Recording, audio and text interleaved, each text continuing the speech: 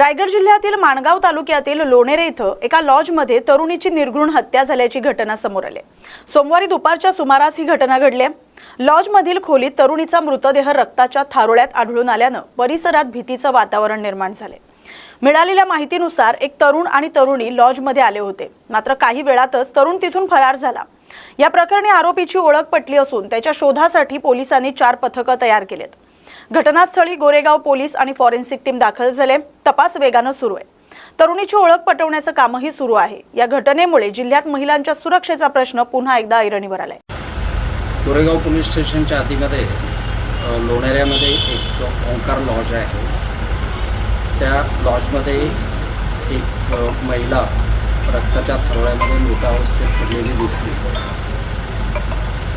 त्यावरून police head constable Chavan यांनी केलेल्या तक्रारीवरून गोरेगाव पोलीस स्टेशनमध्ये खुनाचा त्याचप्रमाणे लैंगिक अत्याचाराचा गुन्हा दाखल करण्यात आलेला आहे। आरोपीची ओळख पटलेली आहे। आरोपीला शोधण्यासाठी रत्नागिरी त्याचप्रमाणे मुंबई बाजूला पोलिसांची 4 पथकं ऑलरेडी कार्यरत आहेत। या गुन्ह्यामध्ये आतापर्यंत आरोपीच्या विरुद्ध खूपसा टेक्निकल एव्हिडन्स कलेक्ट झालेला आहे। मृत महिलेची ओळख पटलेली आहे। तिला तिच्या शरीराचा इन्क्वेस्ट पंचनामा करून नंतर पोस्टमॉर्टम करण्यात आलेला आहे। पोस्टमॉर्टम करून पार्थिव नातेवाईकांच्या ताब्यामध्ये अंत्यविधीसाठी देण्यात आलेला आहे। पोलीस पुढील तपास करतायत। आरोपीला काही तासांमध्ये सर हिंदी। सोलापूरमध्ये अल्पवयीन मुलींच्या विवाह आणि गर्भधारणेच्या गंभीर प्रकरणांमध्ये मोठा भांडाफोड झालाय। पोलिसांनी 34 प्रकरणांमध्ये गुन्हे दाखल केलेत। गेल्या 2 वर्षात सोलापूर मनपा आणि काही खासगी रुग्णालयांमध्ये उपचारासाठी दाखल झालेल्या तब्बल 85 अल्पवयीन मातांची प्रकरणं समोर आली आहेत। स्वयंसेवी संस्थांनी या प्रकरणाचा पाठपुरावा केल्यानंतर बालविवाहाचं भीषण वास्तव समोर आलं।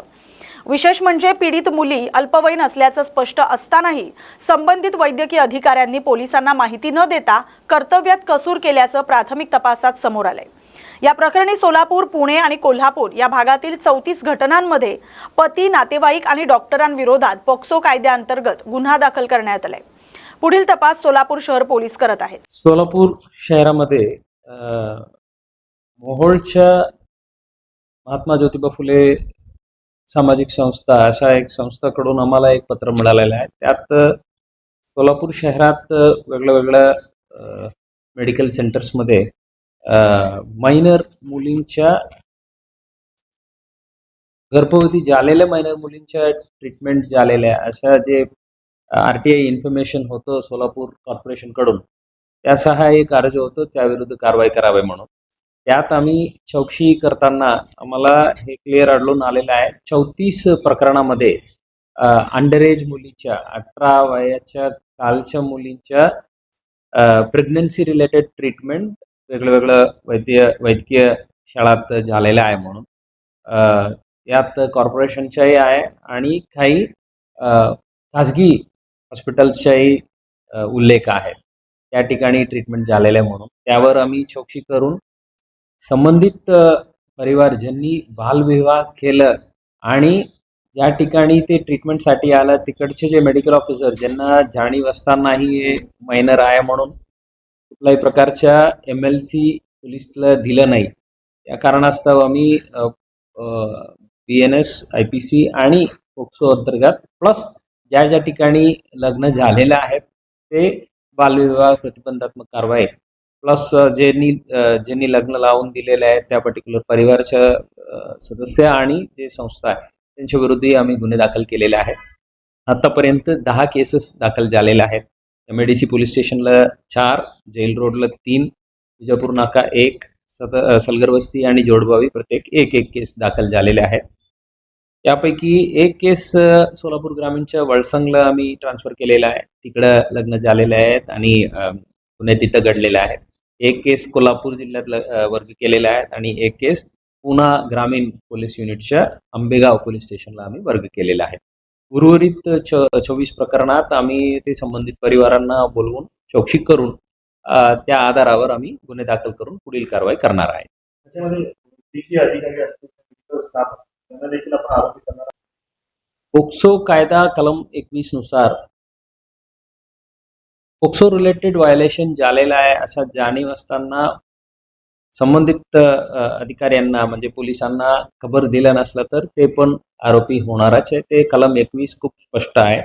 त्यानुसार ज्या लोक इन्व्हॉल्ड आहे ते मेडिकल ऑफिसर असो किंवा तिकडचे स्टाफ असो ते पण 6 आरोपी होणारच. ते कलम 21चे भाग आहे. त्याच्या व्यतिरिक्त आता जे बालविवाह झालेले आहेत त्यात जे आई वडील होतो किंवा मुलांचे आई वडील होतो ते हसबंड स्वतः हे सर्व आरोपी होणारच.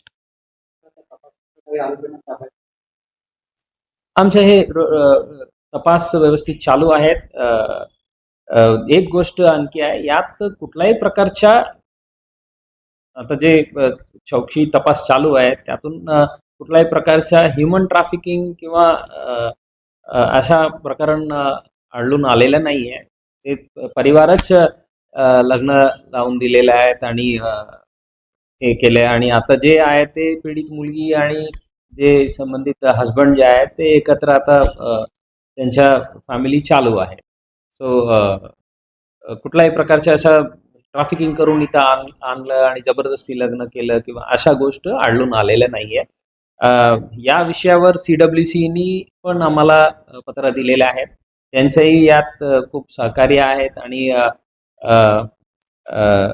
इतर जे बाल हक्क आयोग जे आहे त्यांच्याकडून पण आम्हाला पत्र आलेलं आहे. आम्ही जे काही कायदेशीर कारवाई केलेल्या आहे ते आम्ही व्यवस्थित कळवलेलं आहे. आरटीआय आणि जवळ 86 34 प्रकरणांवरती आपल्याला वर्ष ते 52 त्या प्रकरणासंदर्भात काय हे 34 प्रकरणामध्ये आम्हाला स्पष्ट पुरावा मिळालेले आहेत. हे मायनर होतं तेव्हा म्हणून त्यावर आम्ही आता गुन्हे दाखल करण्याची प्रक्रिया सुरू केलेल्या आहे. उर्वरित जे आहेत ते आम्ही जे एज प्रूफ वगैरे व्हेरीफाय करण्याच्या प्रोसेस चालू आहे ते केल्यानंतर त्यात काय आणखी आढळून आलं तर त्यावर पण हेच कारवाई होणार आहे. डॉक्टर्स या सगळ्यामध्ये आर्थिक काही इन्व्हॉल्व असण्याची शक्यता आहे का? कारण डॉक्टरांनी जाणीव 100% हे जाणून बुजून त्यांनी माहिती लपवलेलं आहे का किंवा त्यामागे पर्टिक्युलर हॉस्पिटलला येण्याचे काही विशेष कारण आहे का याबद्दल आम्ही तपासात निश्चित चौकशी करणार आहेत. ॲज ऑफ नाव आम्ही कलम 21 नुसार फक्त हे घेतलेलं आहे. त्यांना जाणीव अजूनही त्यांनी माहिती पोलिसला MLC दिलं नाही. यावर आम्ही कारवाई केलेल्या आहेत आणि त्यांनी त्यात आणखी काही वेस्टेड इंटरेस्ट आहे का किंवा काही कॉन्स्पिरसी आहे का यावर आम्ही चौकशी करणार आहे. वेगवेगळे गुन्हे असतात 34 गुन्हे असतात त्या सगळ्यांचा समन्वय राहून एक अधिकारी सेंट्रल नाही बिकॉज यात जे आता काही केस मोहोळला लग्न झालेलं आहे तिथं दिलं, केस कोल्हापूरला झालं तिकडे दिलं आणि हे ग्रामीण भागात जे अवेअरनेस कमी आहे त्याचं एक कारण आहे.